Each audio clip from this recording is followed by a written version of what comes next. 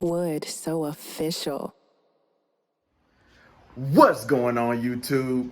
It's your boy D Wood, man, and I'm back at it like a crack addict, man. If you're new to the channel, be sure to hit that subscribe button and that notification bell so that you can be up to date with all of my current content. As y'all can see from the title of this video, we will be doing a alternator install and replacement. An alternator removal and replacement. This is for the 3.6 Pentastar, which is compatible with the 2011 on up Dodge Chargers with the 3.6 V6, along with the Chrysler 300s with the same exact engine. Anyways, my car, as y'all can see in the background, I'm letting the engine bay cool off. But while that's happening, I'm gonna go ahead and update y'all with the tools that y'all will need and kind of like an overrun of the process. So stay tuned. All right, y'all, so I'm gonna try to make this as quick as possible. The sun is going down pretty quick, but I'm gonna just give y'all a rundown of the tools that's necessary to make this happen. Of course, you need your wrench set, you need the sockets. Specifically, we'll be working with the 13 millimeter, the 10 millimeter. So I do have a 13 millimeter socket that will go on my ratchet. This is an extended ratchet, but it's not necessary. It does not have to extend. This just helps with me being able to put the torque, more torque on the socket. And then of course we need our 3/8 breaker bar, which will be used for the Serpentine belt. I have my custom alternator made by Brand X. I will put a link in the description for this business. It's owned by Jonathan Patrick, very, very smart guy. If you're outside of the cardio community and don't know who he is, man, he is amazing at what he does. This is a 270 amp alternator. And of course, we will be upgrading the audio even more. So I did need this in order for me to extend what I had plans for. But just to give y'all an overview of what needs to be done while my engine is still cooling off, I'm going to just give y'all a quick rundown. There is no actual instructions online, so everything that I'm going off of is based off of my experience. And what I mean by experience, I did do a big 3 upgrade to my factory alternator. So as you can see, I did do the big 3 upgrade, and so I had an opportunity to really see what it took to take this alternator out. But I'm gonna go ahead and run y'all through what needs to be done, and then we're gonna go through this thing one by one. All right, so first things first, I have my 10 millimeter. I do have a different battery from the factory. Shout out to my sponsor, GP Cardio. This is a North Star battery right here. It will take a 10 millimeter for me to take this grounding bolt off right here. So as you can see, my ground is a little bit different from factory because I did do the big 3 upgrade.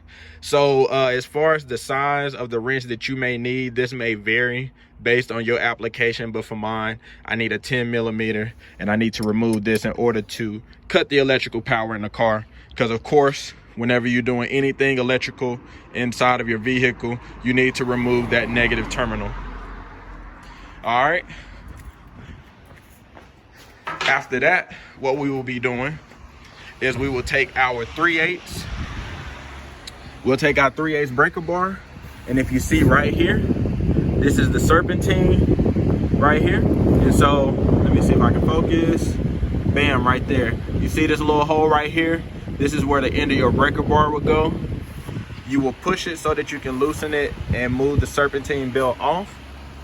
And from there, you will be able to take your 13 millimeter socket and remove these 2 bolts right here. And then from there, you're gonna have to jack up the car and remove this wheel right here. And the rest of the process will be done under the car. But once we get to that process, it's very simple. All you have to do is remove this bolt right here. And then of course, you have to remove this plug. And from there, the alternator should remove once you remove this final bolt right here. It will slide out under the car. So it'll come out under the car, and then we will put it back up in place with the first bolt and do a reverse process. But as I mentioned, we will be going through this process one by one. I just wanted to give y'all an overview of what will need to be done in order to make this happen. So stay tuned. All right, y'all, so step one, of course, we remove this 10mm nut right here from the grounding point. So the car is now completely ungrounded and no electrical current should be going through the car. So now we are safe to move into the engine bay. All right, y'all, so step two is removing the serpentine belt. As you can see, I have my breaker bar inside of that square hole, and what you're going to do is you're going to push it towards the passenger side of the car. So as you can see, it loosened up, and from there we will be able to remove the serpentine belt.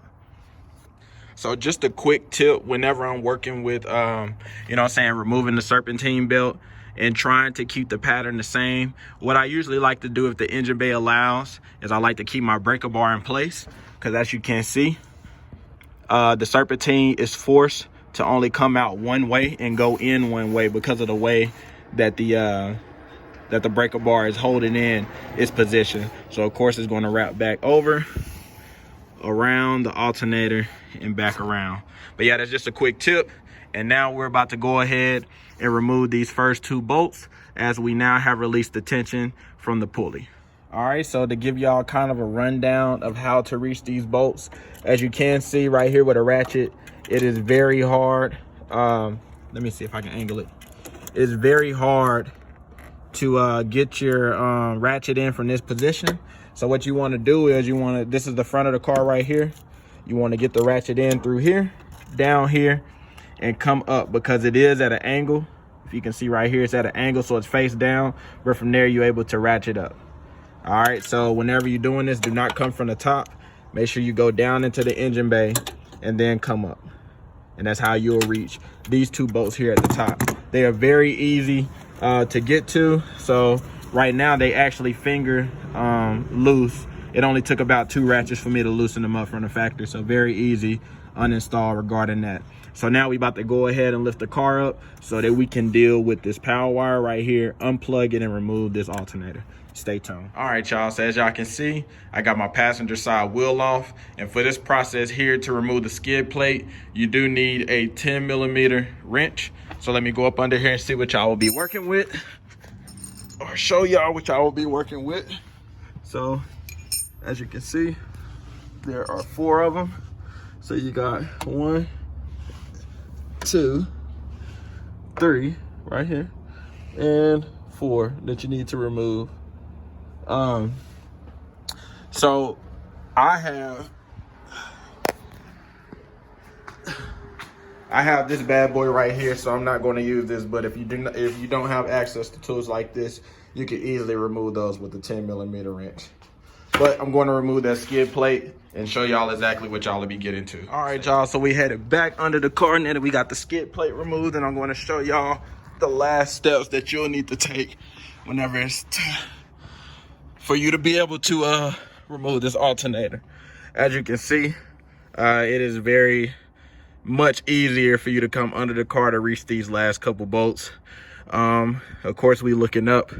As you can see, we do have this nut right here to remove for the power wire, so that's why it is essential for you to remove that ground wire, because if that wire is or if the car is still live and grounded and that wire is floating around, you could definitely shock yourself, or cause a fire.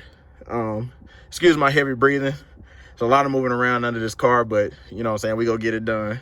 But as y'all can see right here, this is the last bolt in order for you to remove it. So what I'm probably going to do is fully remove this bolt here. And I'm gonna get this bolt fully removed, and then I'm probably going to remove the 2 top last and let it sit down from the top, and then just grab it from the bottom. But I'm gonna go ahead and remove this bolt here. Again, this is a 13mm, so I will be using a wrench, and then I'll be using my 13mm socket and ratchet to remove this right here. But we're gonna go ahead and get these 2 removed, and then once I get them removed, I'm gonna show y'all what we're working with. All right, y'all, so another word of advice to kind of give yourself position in order for you to remove that nut easily. For you right-handed folks, it's gonna be dumb easy, but for us left-handed folks, of course, we need tips like this. So if you're looking at the car right now, my body is faced away from it, and so we gonna go under this car like this, right?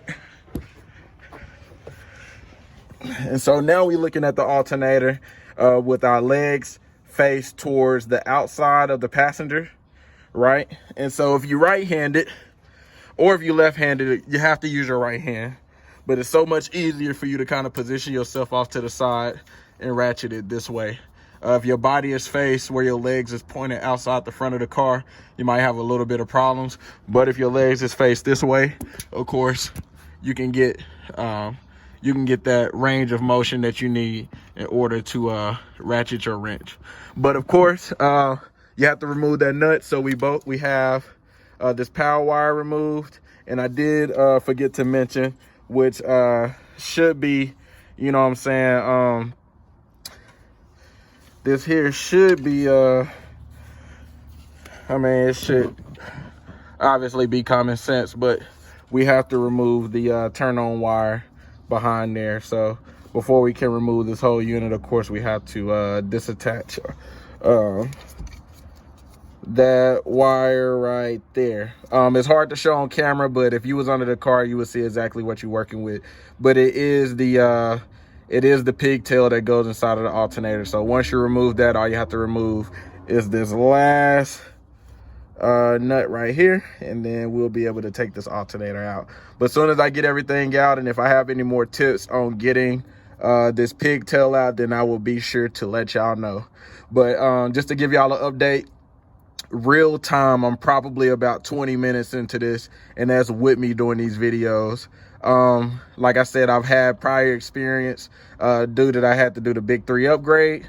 So yeah, it's not really taking me that long because I kind of knew what I was doing. But for those of you out there who don't have access to the tools, it might take you a little bit longer, maybe like an hour, hour and a half. But this project here is very much simple. But anyways, man, I'm finna go ahead and remove that pigtail, remove this final bolt right here on the bottom, and then I'm gonna work the alternator out from the bottom. And then once I remove it, I'll be able to show y'all a comparison of the factory alternator versus the 270 amp brand X alternator that I bought. But anyways, man, we finna go ahead and make some progress. Stay tuned. All right, y'all, so I found the easier way around this, and of course it is to come to the top of the engine bay.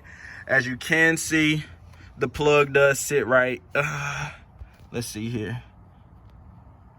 The plug sits right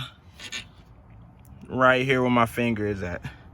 So all you have to do is push the red tab outwards with your fingernail, and then you'll be able to remove the pigtail. Let me see if I can do it real time.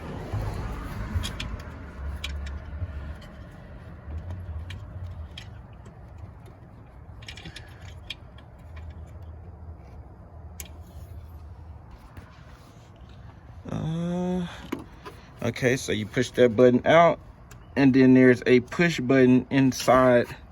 All right, so let me show y'all what we're working with.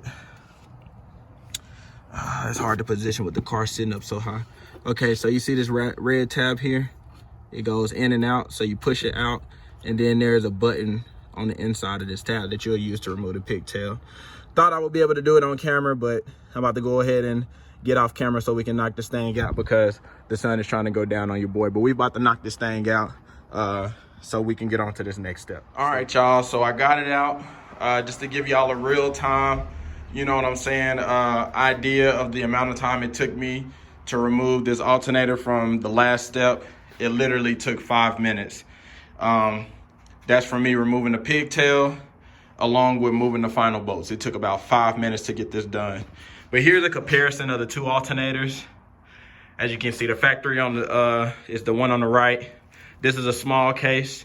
This is a large case, 270. Should dissipate heat a lot better. As you can see, it is a direct replacement, so there is no modifications. This bolt here is in the same location as this bolt, you know what I mean? This mounting point, as well as the pigtails. But, you know what I'm saying, that's pretty much it to this tutorial. Very, very simple installation, man. I'm surprised there isn't any more videos out there, but if y'all have any other issues or any other, if y'all have any other projects that y'all would like to see done on this car to help y'all out, if y'all have any issues with your alternator or you need to upgrade alternators or, you know what I'm saying, just be sure to let me know what other videos that y'all are needing in order to do your own maintenance on this car. Granted, this is a 2018. I bought brand new. It is under warranty, but I'm a DIY guy, and there's no reason for me to take something into the dealership that I can have done in 30 minutes. But anyways, y'all, appreciate y'all tuning in. If you're new to the channel, like I said, be sure to hit that subscribe button, hit that notification bell. We will have more DIYs on the 2018 Dodge Charger, which does transfer all the way down to 2011, all the way up to 2020 for the V6, as well as, you know what I'm saying, the Chrysler 300. Just to give y'all an update, for my audio build, we will be changing things up. Shout out to my sponsor, Ampere Audio. We will do some sound clips while this system is still in.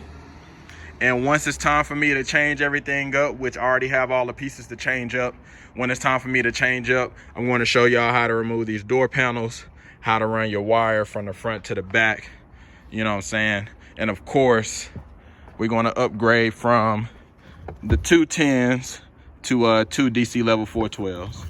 But anyways, y'all, like I said, I appreciate y'all tuning in. Appreciate all y'all love and support. Appreciate y'all patience with me. Y'all know your boy is in school. I'm trying to finish up my senior year and everything, and I'm getting married in 2 weeks. So just been very hectic around here, but this was a project that I wanted to do before I went back home. And so, of course, I wanted to bless y'all with a video to show y'all how this thing works. But anyways, y'all, appreciate all y'all love and support. And until next time,